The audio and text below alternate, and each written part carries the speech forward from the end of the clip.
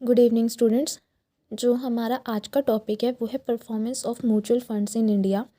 ठीक है, तो यानी कि अगर आपको इंडिया में म्यूचुअल फंड इंडस्ट्रीज़ की ग्रोथ को इवेल्युएट करना है तो आपके पास क्या कर सकते हो, आप उनकी इवेल्यूएशन दो तरीके से कर सकते हो। एक ग्रोथ के बेस पर, सेकंड आप इवेल्यूएशन कर सकते हो रिटर्न के बेसिस पर। ठीक है, तो अगर हम बात करें ट्रेंड की, देखिए आपके पास टेबल है कि अगर मैं बात करूं कि म्यूचुअल फंड्स के थ्रू जो रिसोर्स मोबिलाइज हुए हैं वो कैसे हुए हैं। देखिए 2003 में टोटल यूटीआई से, पब्लिक सेक्टर से और प्राइवेट सेक्टर से मिलाकर देखिए किस तरीके से ग्रोथ हुई है। रिसोर्स मोबिलाइजेशन में जो ग्रोथ हुई है वो 35,077 थी।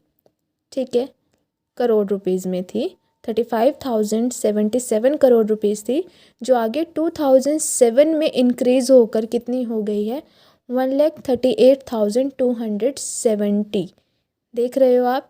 ठीक है, यानी 2003 में जो रिसोर्स मोबिलाइजेशन थे म्यूचुअल फंड्स के थ्रू वो कितने कम थे, लेकिन 2007 में आगे वो क्या हुए, फर्दर इंक्रीज़ हो चुके हैं और इंक्रीज़ होकर कितने हो गए, 1,38,270 करोड़ हो गए। इसके बाद नेक्स्ट हमारे पास है performance in terms of growth. Growth की अगर मैं बात करूँ तो म्यूचुअल फंड ने सन 2000 से ग्रोथ करना शुरू किया था। ठीक है, तो यानी कि सन 2000 में जो एसेट अंडर मैनेजमेंट थी म्यूचुअल फंड्स की सन 2000 में वो कितनी थी, बेसिकली अगर मैं बात करूँ अप्रॉक्सीमेट 1 करोड़ थी। ठीक है, अप्रॉक्सीमेट 1 करोड़ के अराउंड थी। ठीक है, यानी 1,01,565 करोड़, जो कि 2007 में 4,86,513 करोड़ रुपीज़ हो गई। और अगर हम यहाँ बात करें, ठीक है, आपके पास 2003, 4, 5 एंड 6 का टेबल दिया हुआ है।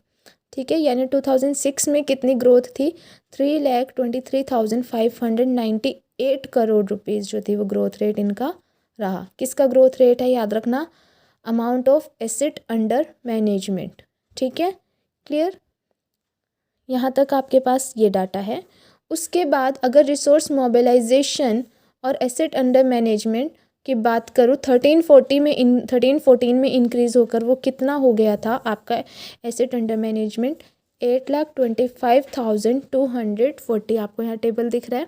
लास्ट का देखिए 2013 से 2014 तक जो एसेट अंडर मैनेजमेंट है वो 8,25,240 करोड़ रुपीज़ जो था वो इंक्रीज़ हुआ था। ठीक है, लेकिन धीरे धीरे अब मार्च 2017 तक आगे ये फर्दर क्या हुआ, और भी ज़्यादा इंक्रीज़ हुआ और ये इंक्रीज़ होकर कितना बढ़ गया, 18,29,580 करोड़ रुपीज़ जो है इंक्रीज़ हुई। यानी कि आपने देखा क्या, आपने ये देखा कि धीरे धीरे पहले सन 2000 में 1,01,565 करोड़ थी एसेट अंडर मैनेजमेंट। ठीक है, 2007 में 4,86,503 करोड़। देन 2013-14 में इंक्रीज़ होकर ये कितनी हुई, 8,25,240 करोड़ रुपीज़।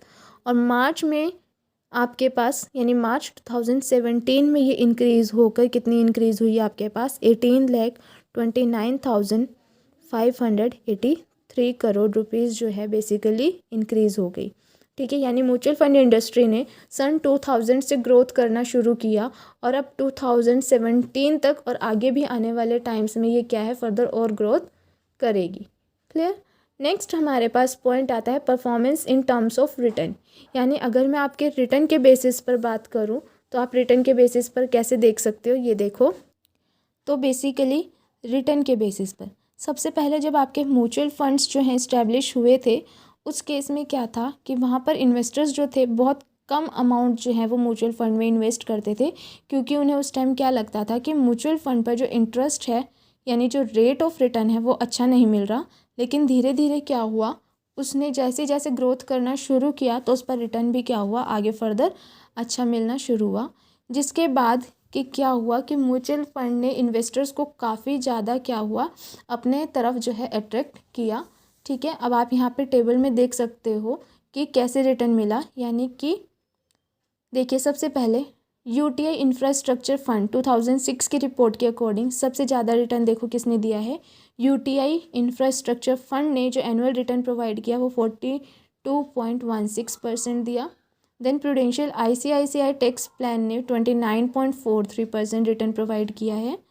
उसके बाद हमारे पास है प्रूडेंशियल आईसीआईसीआई ने 38.91% दिया है, ठीक है।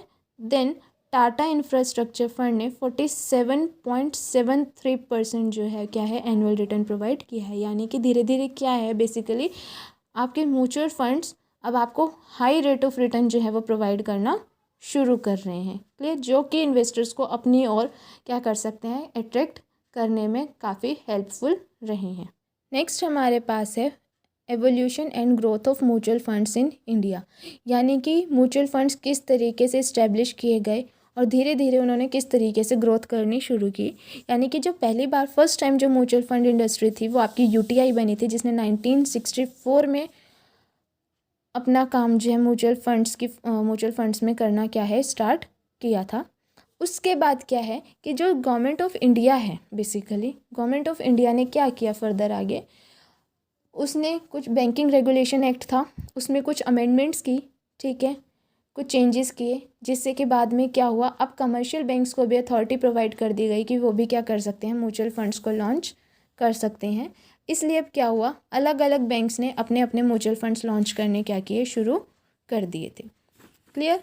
तो यानी कि अगर मैं बात करूँ सबसे पहले क्या हुआ फर्दर आगे जब म्यूचुअल फंड को लॉन्च करने की बात आई, ठीक है, जिससे कि क्या की जा सके, इन्वेस्टर्स की सेविंग को मोबिलाइज़ किया जा सके और फिर उसको कहाँ पर इन्वेस्ट किया जा सके, सोसाइटी के लिए क्या किया जा सके, उनको इन्वेस्ट यानी उनको यूज़ किया जा सके, किसी स्कीम में उनको इन्वेस्ट किया जा सके।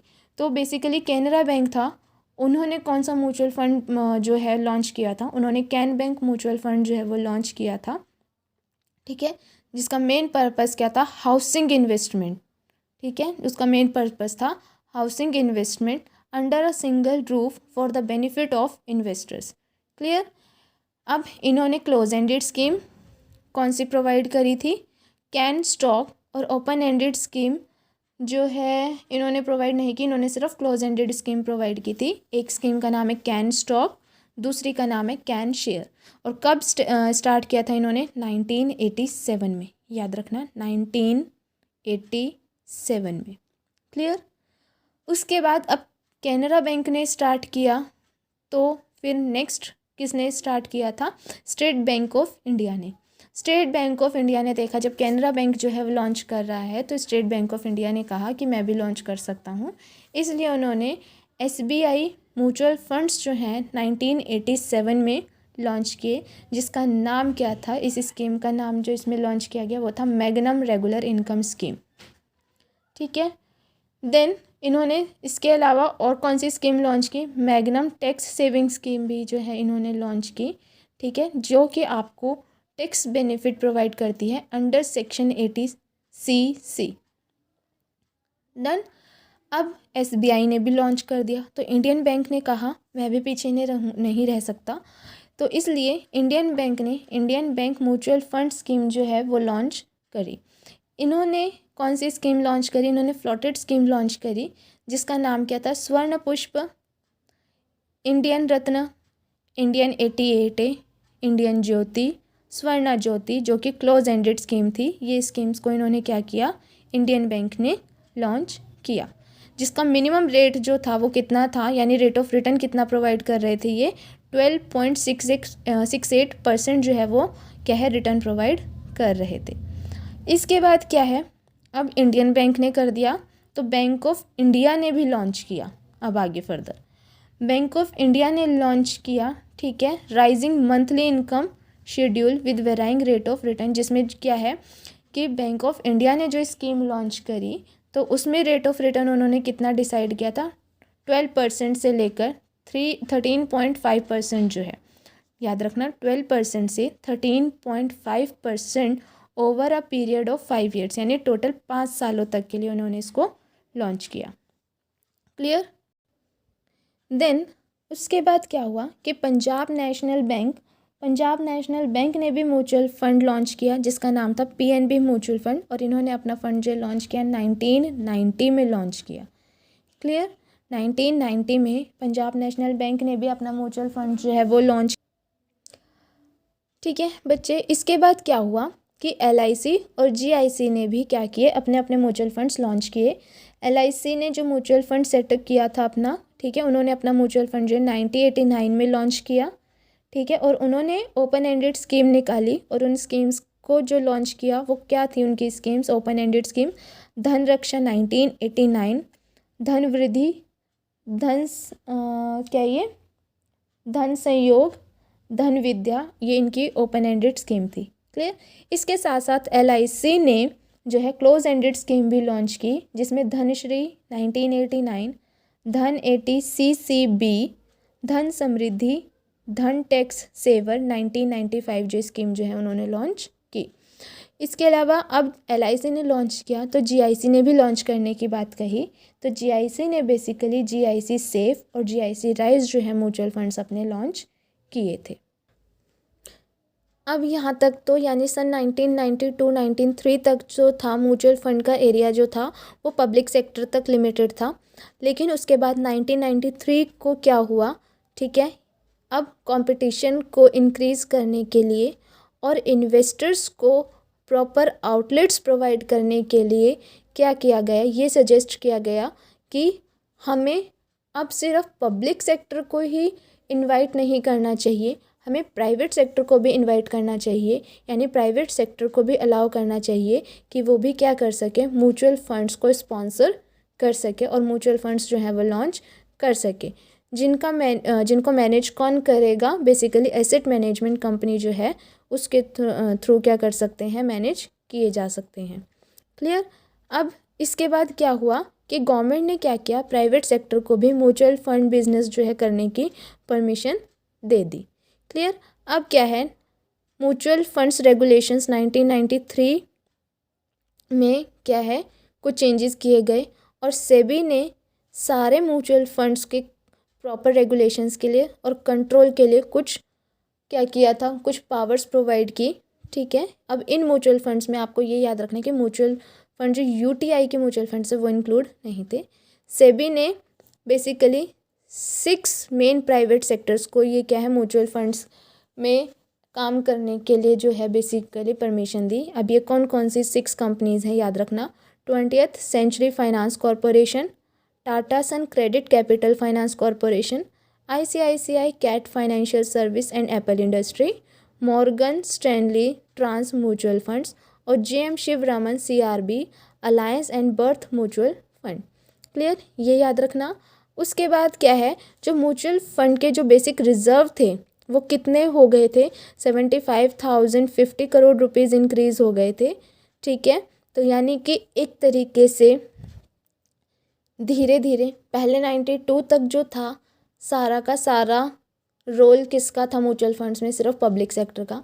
लेकिन 93 के बाद, ठीक है, 93 के बाद क्या हुआ कि म्यूचुअल फंड इंडस्ट्री और ग्रोथ करना शुरू हुई जब इसमें प्राइवेट सेक्टर ने भी क्या किया, स्टार्ट कर दिया, म्यूचुअल फंड्स में इन्वेस्टमेंट करनी शुरू कर दी और म्यूचुअल फंड्स को लॉन्च करना जब शुरू कर दिया तो आपकी म्यूचुअल फंड इंडस्ट्री फर्दर और ग्रोथ करनी शुरू हो गई। तो बेसिकली ये आपका जो चैप्टर था ये आपका लास्ट चैप्टर था और यहाँ पर आपका ये आज का लास्ट टॉपिक कवर हो गया है। Thank you.